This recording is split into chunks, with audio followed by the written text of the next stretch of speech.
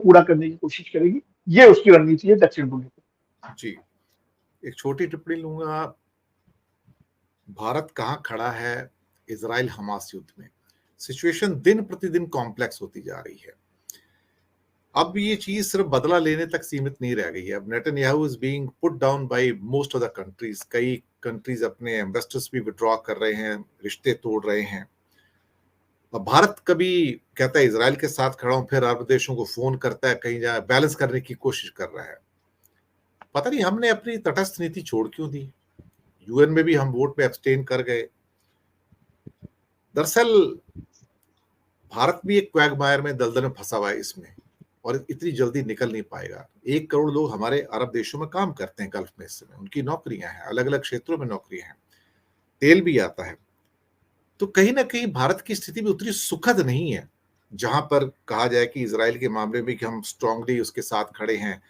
और कल जो जयशंकर का बयान आया, शायद मुझे लगता है कि वो सिंगापुर में कहीं थे कल, वहां पे उनका बड़ा स्ट्रांग बयान आता है कि हम आतंकवाद के खिलाफ हैं, लेकिन देयर शुड बी। कल पहली बार इंडिया से एक इंडिकेशन आता है कि ये मानवता की बात की इंडिया ने पहली बार, जो आज तक कभी नहीं की थी। वर्ड जो यूज किया ह्यूमैनिटी है।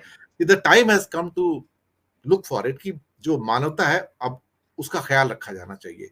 ये अभी तक मैंने भारत के विदेश मंत्रालय में या किसी और व्यक्ति के मुंह से नहीं सुना था। ये पहली बार मानवता का वर्ड अब निकल कर आया है जयशंकर के मुंह से।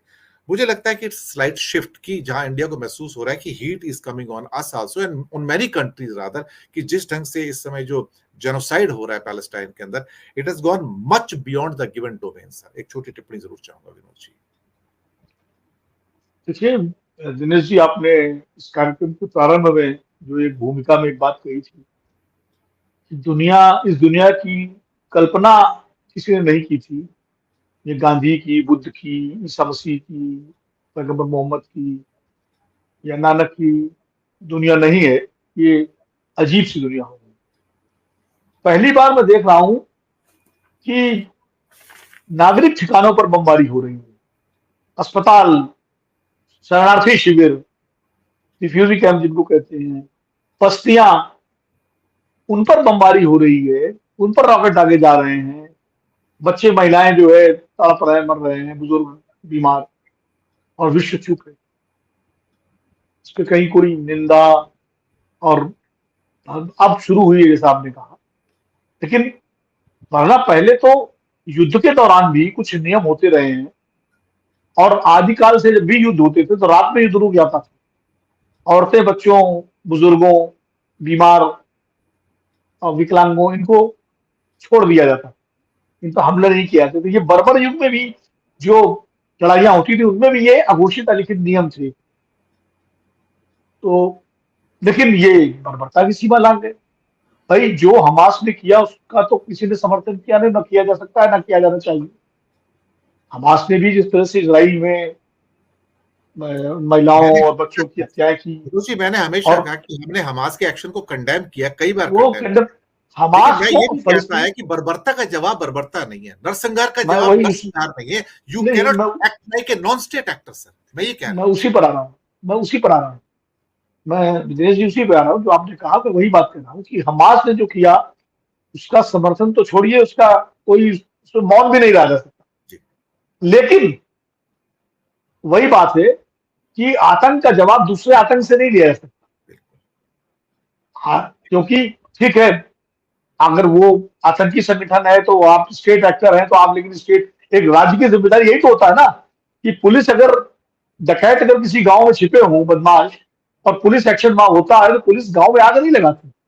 पुलिस वेट करती है, कोशिश करती है कि वो किसी तरह उनको निकाले और तब उनको पकड़े या मारे। अंधाधुंध गोली नहीं चलाती, क्योंकि उससे अपेक्षा की जाती है कि वो एक सिविलाइज्ड फोर्स है। इसी तरह एक राज्य, एक देश, उससे अपेक्षा ये होती है कि उस पर जो हमला हुआ उसका प्रतिकार वो करे, लेकिन सभ्य तरीके से करे, और उस तरीके से करे जिसको जिसको मान्यता हो। और आप जो अपराधी हैं, आप दबाव बनाने के बहुत सारे तरीके हैं कि भाई आप इस तरह का दबाव बनाते, कूटनीतिक दबाव बनाते, अंतर्राष्ट्रीय दबाव बनाते कि फलस्तीन के लोग अपने को हमास से अलग कर देते, हमास के लोगों को जो है वो अलग थलग करके देखते और उसके बाद इसराइल को मौका मिलता। लेकिन आपने जिस तरह इसराइल ने अंधाधुंध गोलीबारी और रॉकेट दागे, और उसके बाद जिस तरह विश्व की शक्तियों ने जाकर के समर्थन दिया, अमेरिकी राष्ट्रपति जो बाइडेन साहब गए, पीठ थपथपा के आए, फिर ऋषि सुनक साहब चले गए, और सारे विश्व के नेता गए वहां पर।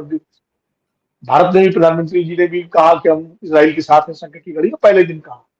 लेकिन 2 दिन बाद फिर भारत सरकार ने अपना स्टैंड स्पष्ट किया कि हम two state two nation theory जो है, कि वहां इसराइल के साथ फलस्तीन का जो साइज का सिद्धांत है, जो भारत की नीति है, हम उसके समर्थन में है, और हम चाहते हैं इंडिपेंडेंट फलस्तीन बने। फिर भारत ने एक डैमेज कंट्रोल के तहत किया, या अपनी नीति को थोड़ा और संतुलित करते हुए उन्होंने फलस्तीन के लिए राहत सामग्री भेजी, पूरा एक जहाज भेजा जिसमें दवाइयां और तमाम तरह के राहत सामग्री भेजी गई। और तो एक बैलेंसिंग एक्ट भारत ने किया, और जो करना भी चाहिए। लेकिन थोड़ा सा निराशा होती है जब संयुक्त राष्ट्र संघ में एक सीज फायर, युद्ध विराम का प्रस्ताव आता है। वो प्रस्ताव जो युद्ध विराम की बात कर रहा है, ठीक है, उसमें हमास को कंडम नहीं किया गया, ये विरोध था भारत का कि उसमें हमास का उल्लेख होना चाहिए। मुझे लगता है उसमें फ्रांस ने जिस तरह से बेहतर तरीके से एक्ट किया, उसने प्रस्ताव का समर्थन भी किया और एक संशोधन भी दिया, और संशोधन दिया कि हम इसमें हमास की निंदा होनी चाहिए और साथ में युद्ध विराम होना चाहिए। और उसके बाद उसने प्रस्ताव का समर्थन किया।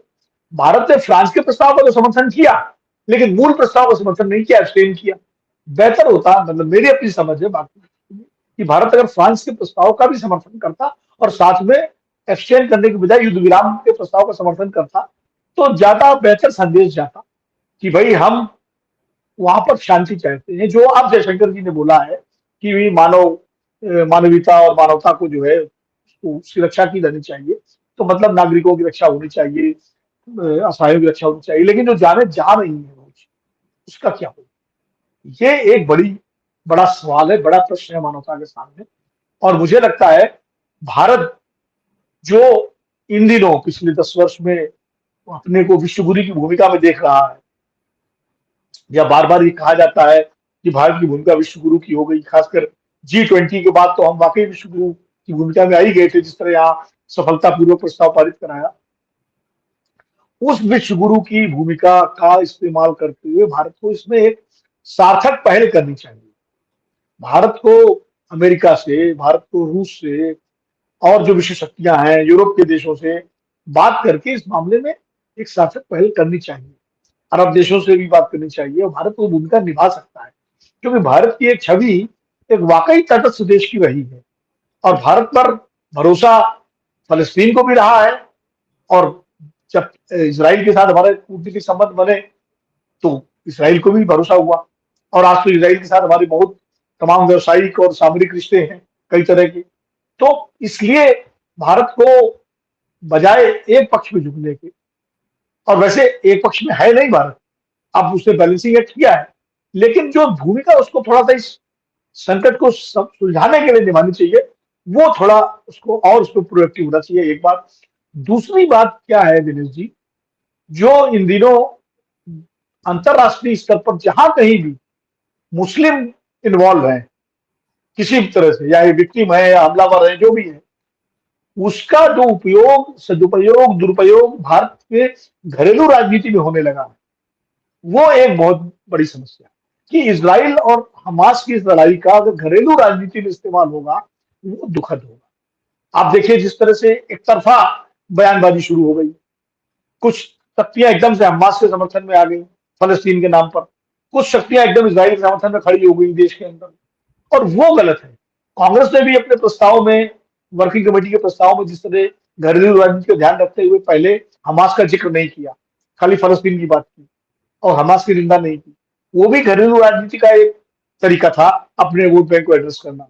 और भारतीय जनता पार्टी ने जिस तरह एकदम से इजराइल के समर्थन में खड़े होकर के बयान देना शुरू किया, वो भी एक घरेलू राजनीति को एड्रेस करने का तरीका था। मुझे लगता है इन दोनों से हटके बाद में कांग्रेस ने भी सुधारा। फिर कांग्रेस में मल्लिकार्जुन खड़गे, राहुल गांधी और सारे नेताओं ने हमास की निंदा की। तो इसराइल और हमास की इस लड़ाई को, पहली बात तो फलस्तीन और हमास को अलग करके देखना होगा। हमास अलग है, फलस्तीन अलग है।